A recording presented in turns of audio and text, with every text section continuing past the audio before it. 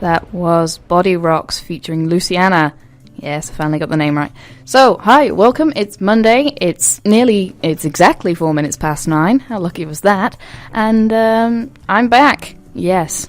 For the third week in a row, I still have a lovely cough, so I apologise if I sound like I'm slowly dying. It's not on purpose, I just have a rubbish immune system.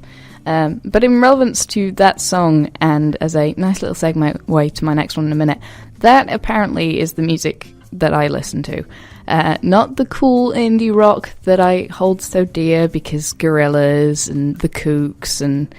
Yes, you can call the Kooks indie rock. They've now become retroactively cool in that scene. Not that I'd know anything about that. Distracted. All the classic rock things. And then when I start drinking or feel nostalgic, suddenly it becomes very poppy. Aqua starts to make sense. Yes, I had an Aqua CD. I believe it was one of the first CDs I bought. Could be wrong on that one. I'm sure my mother will correct me. I know she's listening in. Hi, Mum. Oh, I've broken my pen. Off to a great start here. So, yes, that's the music I listen to when I drink. And on Saturday, I decided that was the night to let go. No, I wasn't going anywhere. I was just sat in my flat with, having a relaxing evening with certain people. You know who you are. Shout out to you without using names. Because you haven't requested anything. Shady. Yes, if you do want to request, send it into our Facebook page /Eclectic Airwaves. But yeah, I was sat down, I had a bottle of wine, and then I promptly had some brandy and Coke. No, I didn't. I'm a liar. No, what I had was Tia Maria, Cointreau, and some rum, because that makes a version of a B52, which tastes like Terry's chocolate orange. Drinking tips here on frequency. I'm sure I'll get off. Get told off. Get your minds out the gutters. Again, drinking. Two things go hand in hand. What am I saying about student life? Absolutely nothing. But no, I must admit that I was going to play next Caro Emerald's Liquid Lunch in relevance to this lovely little fact. But instead, I'm going to play Caro Emerald, a different song, because while I love Liquid Lunch, I have played it so much recently because it fills me with that similar schadenfreude of someone else suffering, but I was also totally relatable. So, not going to play that because I've played it too often recently. Instead, you're going to get Caro Emerald's Quicksand, one of her most recent singles, and something I quite like. So, here you go. Caro Emerald's Quicksand. Sorry, I'm having a bit of a mellow moment and taking a breather because my speaking was a bit garbled before that song. I would like to apologise for that and for what will happen in the future, undoubtedly, because I haven't spoken to anyone all day. No, my regular companion of tea, my flatmate, has been out of the building all day. So I've had no one to speak to. So these are the first words of today. Don't you feel accomplished? You get to hear my first words of the day, other than gently swearing when my pasta boiled over again after Nikki, our lovely woman of all trades and babysitter, had recently cleaned the hob. I'm sorry, Nikki. I do try and stay clean, but I just get so bored cooking pasta and go back to my room at the other end of the hallway and then kind of forget about it until I hear that lovely little that indicates I've botched up and had it on too high again. I'll never get used to using an electric hob. Give me gas. Well, I know why you can't give me gas. It's student housing. People would regularly use it to slightly explode something. Students will do all sorts of things, so I don't blame you for the electric on that sense, but make my life easier. I'm a responsible grown-up, possibly. Treat us special. I've been here for 3 years now. No, it's fine. But yeah, speaking of words, I'm going to do a Hannah here. Our lovely head of media is known for her tedious links, which I might make a jingle for. Let me know if you want that, because I've got one in my head, so, tedious link here. I was thinking about my favourite words. Yeah, very tedious. I was thinking, being an English student, we have a propensity to be a little odd and to enjoy some strange things, like having favourite words, and we'll analyse them and all sorts of things. And my flatmate has one based on its phonemes, meaning how it's said. And he really, really enjoys cascade, which I mean, it's a great word, but I'm not as fussed about it as he is. I much prefer loving a word based on its meaning. So, of course, my favourite word is, well, one of them. I have two, and one of them is more poncy than the other, although arguably both are rather poncy. I love defenestrate, which means to throw something or someone out of a window. I don't know when I'm going to use this word in my life, but it's there, it's stored in my brain. And my other favourite one is flosnos and if you can spell it, there are so many I's. It makes spelling Mississippi as a child look easy. Or necessity, which is one that I've always struggled with. Anyway, flosnos means to judge something or someone as useless. So it is flosnos itself is flosnos. Oh? I don't know, how do you turn that into an adjective? Because it's a verb. I'll have to think on this one. And while I do that, you can have a little Simon and Garfunkel. This song got stuck in my head today, and I couldn't get rid of it, and I decided this version rather than the Beatles, because I love the Beatles, but I'm saving them for a different song. So, here you go. Simon and Garfunkel, Mrs. Robinson. Let's have a chill. A Monday night chill. This is Frequency Radio. Mrs. Robinson, Simon and Garfunkel, a band I've always wanted to really like, but never quite not necessarily understood, but they always seemed a little off somehow for me. I don't know, maybe they were a little too Beatlesy, but not quite Beatlesy enough. Or I suppose the other way around, really, isn't it? But yes, Simon and Garfunkel, one of those bands that I always thought, as a child, for some reason, the name always struck me as, like, the kids' TV show hosts. You know, they've got the one guy and the puppet. And for some reason, I thought Simon and Garfunkel was that. It was like, oh, I'm not sure why. I'm never sure why it conjured that image. But, yeah, let me know your favourite words. I'm curious, because I always like to hear the reasonings behind them. I know a lot of reasons why people don't like certain words. Of course, you can think of the main one, which seems to make people shiver, which is argued because of its context and its vowels put together, because it has such a long, drawn-out vowel, which I find is what annoys a lot of people about certain words. Yes, I'm going to have to say, everybody hates this word, block your ears. Moist. People hate it because of that drawn-out gap between the vowels and the very sharp S and T. I don't know if you can tell by my voice, but every time I get stuck for a word, I kind of flail very gently with my hands.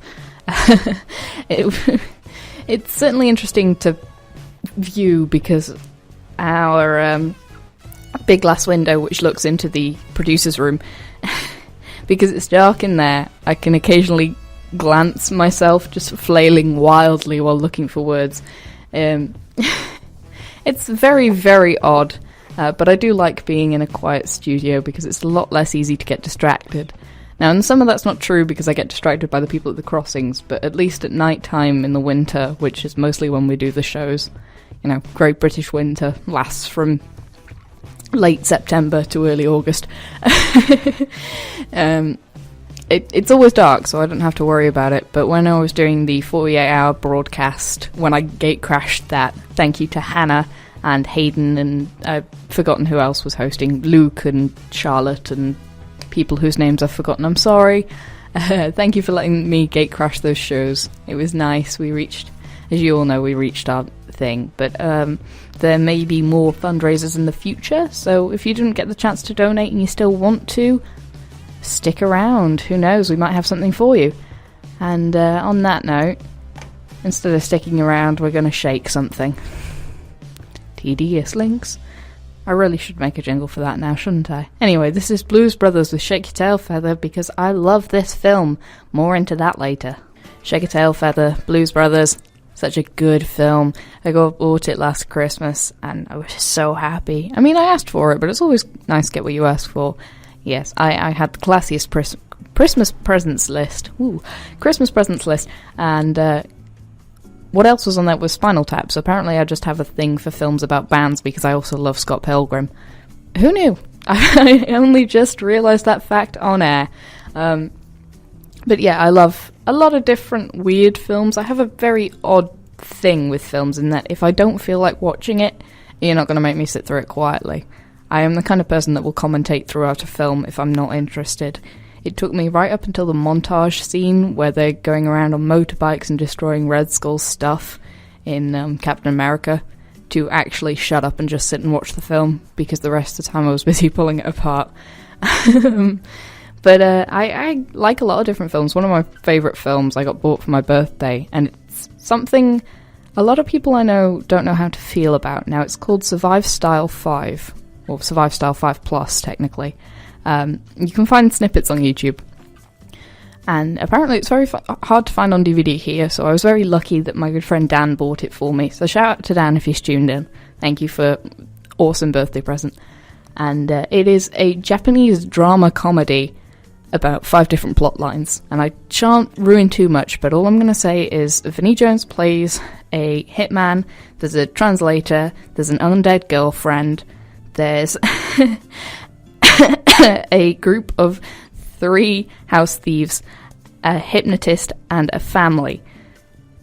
And this somehow all works into this very colourful, artsy, ridiculous film with excellent techno music. So if you're interested in your weird stuff, check it out. Otherwise, try and check out one of my other favourite films, which is Labyrinth, because it's silly and David Bowie. And nobody throws fake babies quite like David Bowie. I don't know, a lot of films that people seem to like very commonly, you know, Die Hard, Sing Your Grinch, and Elf. Oh god, Elf is the bane of my life. I can't watch it. I tried one Christmas, my family had it on, and I had to stick my headphones on 10 minutes into it. I just can't do cheesy comedies. No. Stick me in front of Gene Kelly or Gene Wilder, though. I'm happy.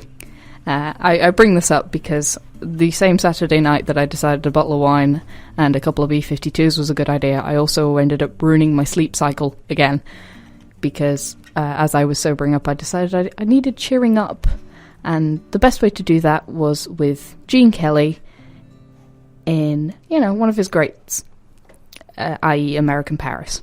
And related to nothing, here is Sweets for My Sweets by C.J. Lewis.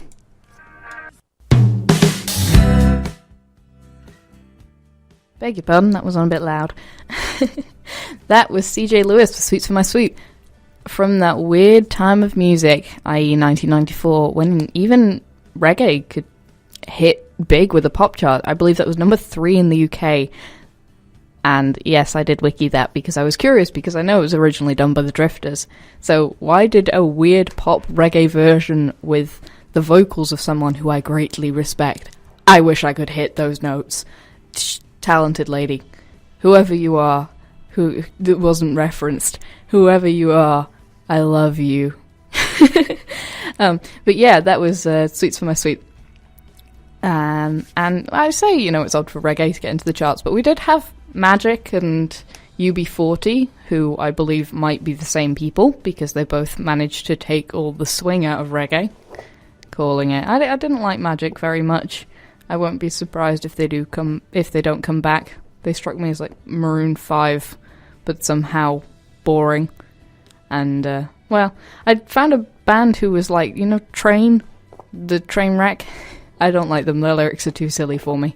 But I found that there's a band that sound like them that are actually capable, and I've currently forgotten who they are. If I remember, I'll let you know. But in the meanwhile, we have a request, or I don't know if you'd call this a dedication. It's a shout out via a song. So playing this for you next. It's Lou Reed with Walk on the Wild Side. This is from Wayne Brown to Alex Sawford. Apparently you should maybe take this to heart a little bit. Only you know. You're listening to Frequency. UCLAN student station. Run by students for students. Once it starts. That would be because I don't have the slider up. Amateur move.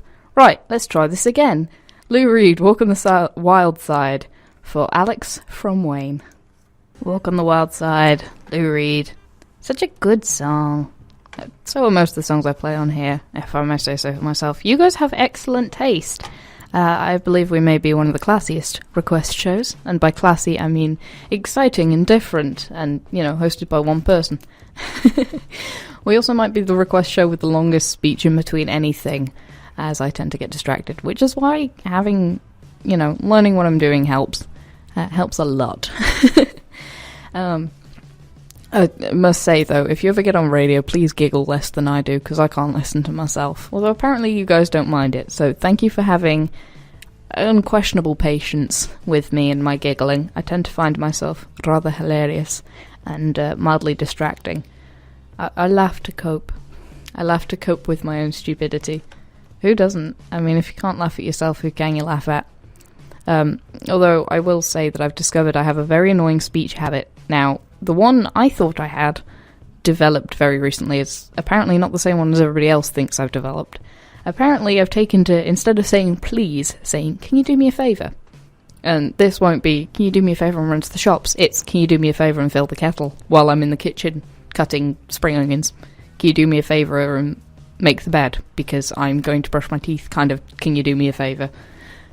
It's very odd. I don't know where it's come from. I think I just got bored of saying please and instead decided to replace it with some other nicety. That's one that somebody else pointed out to me. But the one I noticed is I've recently picked up the habit of saying something along the lines... I've forgotten it now because I'm not doing it. Oh, let's be serious. So I'll finish. I'll say something cutting or kind of scathing, not scathing. Scathing. It's not said like cat with the th. Scathing. I'll say something scathing or kind of funny that everybody knows to be true. But let's be real. That was it. Let's be real. I think I've been watching too many American YouTubers as of late. Because let's be real, it would sound like that, and I don't know. Just anything. Like some people will say literally. I was literally dying. But let's be real. I can't stand it. Where do these speech habits come from? I don't know where I've picked it up from, but I'm doing my best to get rid of it. I think it has to do something to do with my generation, It's just gotta be. The Who, My Generation, with possibly the smoothest segue I have ever done, apart from a show I'm particularly proud of from last year, where I had the X-Men theme opening the show. I love that show. It was so good. I'm tempted to do it again. For those of you who weren't tuned in last year, because you're new to the show, I did a cartoons special where I played a whole bunch of requests from you guys that were all cartoon intros. I had X-Men, I had the Skelly Bones, if that's their name, the two skeletons and the dog that live in the dark house down the dark street. We did DuckTales, because of course we did. I believe we might, if we did not do Gem and the Holograms, I was going to do Gem and the Holograms. It was a good time, and I'm thinking of doing it either to do it as the end before Christmas or one of the first shows in January. So let me know if you want to have another one of those, because it was really exciting to see you guys share some of your favourite show intros with me, because that's the stuff we all grew up on, everybody's got a different favourite show. Some people really, really love the Ninja Turtles opening, and then there's some freaks like me who really love Gem and the Holograms because it's awful. And there's some people out there who just prefer the classics like X-Men and Transformers, and some people who like other weird things like The Tick, which is good satire. But anyway, let me know if you want that. Just shout out, because I'm planning on it. Maybe it'll be mostly requests from you guys instead of what I normally do, which is pick and choose a couple of tracks to play for you. And I'm gonna play you, I believe now, a little piece of new news, and by that I mean these are a group that are making their way through right now. You guys will know them if you tune into the pop charts or the rock charts. The Foals. Now, they've already had one album, and they reviewed this album on the Frequency Breakfast show couple of months back. Jeez, it might actually be a couple of months back. I believe it was late September, early October. And I like them. I think if rock music sounded like this, I would be very happy. So here's what I want rock music to sound like. This is the Foals with What Went Down. This is Frequency Radio. That was the Foals with pressed the wrong thing. I'm told I shouldn't tell you guys when I do that, but it feels more like you're here with me when I botch up. That was the Foals with What Went Down. I like it. I think if rock music sounded like this now instead of like Uma Thurman, I'd be very happy. Although I think I just have a grudge against Uma Thurman because that bad sample. As you all know, I'm biased against it. Do not sample the Munsters unless you're doing Scary Song. Rock that has nothing to do with the Munsters. No, it hurts my heart. I like the Munsters.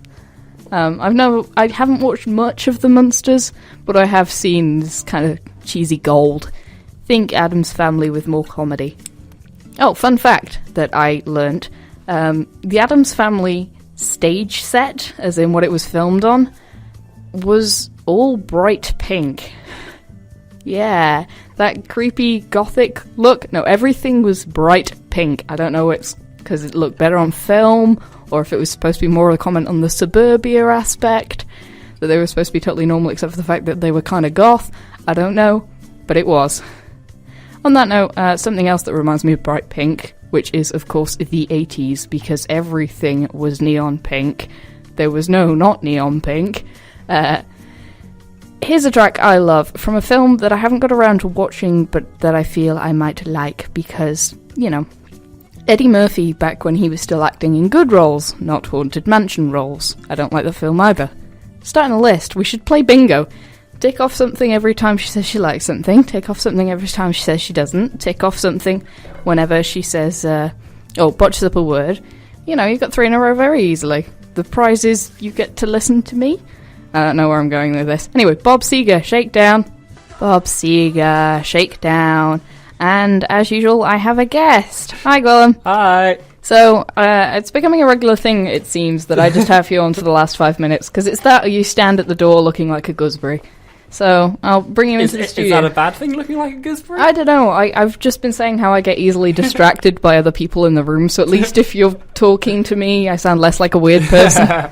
So, I see that you're soaked. A little bit, yes. It's very wet outside. It is damp. It's the annoying fine rain. Ah, that famous Irish rain. Yeah, the rain where it's not quite heavy enough to warrant the full hood or umbrella, but you look silly if you do. Yeah. You want to have it so you can stay dry. Yeah. But if you saw someone, you'd immediately go, "You're Southern, get out." Yeah. Well, you are being an actual Londoner instead of being mistaken for one like I am. You say actual Londoner, it's just South London. My auntie lives in Brighton, and they are considered Londoners. You get any further south than about Nottingham, and you're just London. Oh, so it does work the other way around. It does, yeah.